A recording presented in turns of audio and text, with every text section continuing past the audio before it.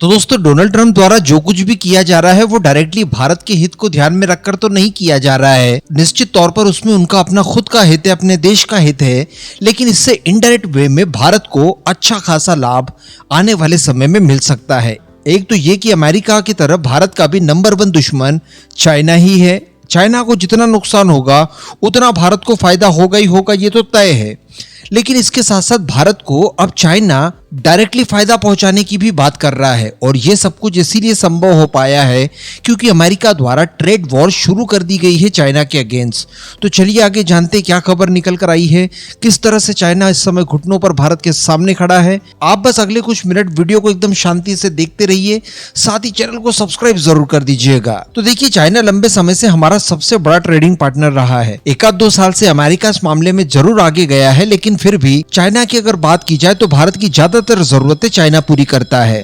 Even अगर Galwan valley वाला incidence नहीं हुआ होता तो चाइना भारत के साथ और भी बड़े स्केल पर बिजनेस कर सकता था। लेकिन दोस्तों यहाँ पर एक समस्या हमेशा देखने के लिए मिली है, और वो ये कि चाइना भारत को एक्सपोर्ट तो करता है लेकिन भारत की वस्तुओं के लिए अपने मार्केट का एक्सेस नहीं देता, और जितना उसने इंपोर्ट करना चाहिए था भारत से उतना वो नहीं करता। वो नहीं चाहता कि किसी भी परिस्थिति में भारत को फायदा हो। अब इसमें भारत को नुकसान कुछ इस तरह से हो रहा है कि फाइनेंशियल ईयर 2025 की अगर बात की जाए तो अनुमानित जो ट्रेड डेफिसिट होगा भारत का चाइना के साथ वो $100 बिलियन के आसपास पहुंच जाएगा।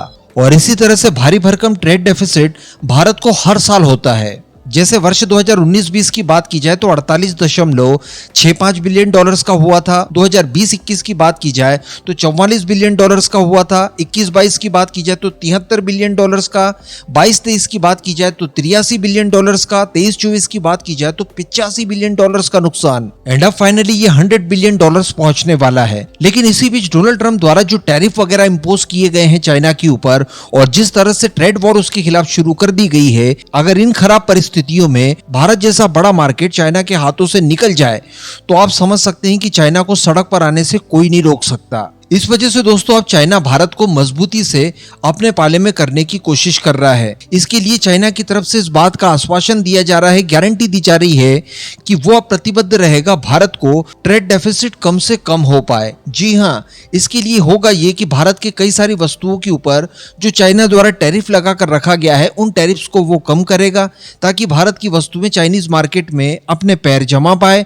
इसके अलावा भी कई सारी ऐसी वस्तुएं जो कि चाइना विदेशों से इंपोर्ट करता है उसमें वो भारत को प्राथमिकता देगा, और वो सारी चीजें जो उसे चाहिए वो कहीं और से खरीदने के बजाय भारत से खरीदेगा, जिससे भारत को जो ट्रेड डेफिसिट होता है जो $100 बिलियन के पास पहुंचने वाला है उसे कम से कम किया जाए।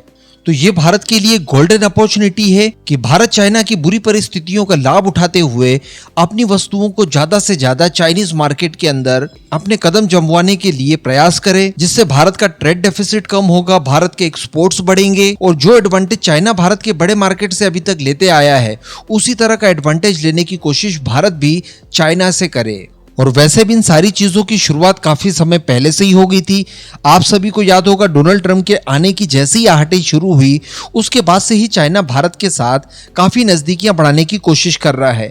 पहले तो डीएस्केलेशन वगैरह किया जाता है, सेनाओं को वापस हटाया जाता है। ब्रिक्स समिट रशिया के अंदर पीएम मोदी के साथ शी जिनपिंग दोस्ताना मुलाकात करते हैं। इसके बाद चाइना के द्वारा इस तरह का आह्वान किया जाता है कि भारतीय कंपनियां आकर चाइना के अंदर इन्वेस्टमेंट करें, व्यापारिक रिश्तों को और ज्यादा आगे बढ़ाएं। एंड अब ये सारी चीजें कि चाइना खुद भारत को ट्रेड डेफिसिट से बचाने के लिए गारंटी दे रहा है, तो ये सारी कुछ चीजें ट्रंप इम्पैक्ट से ही हो पाई है।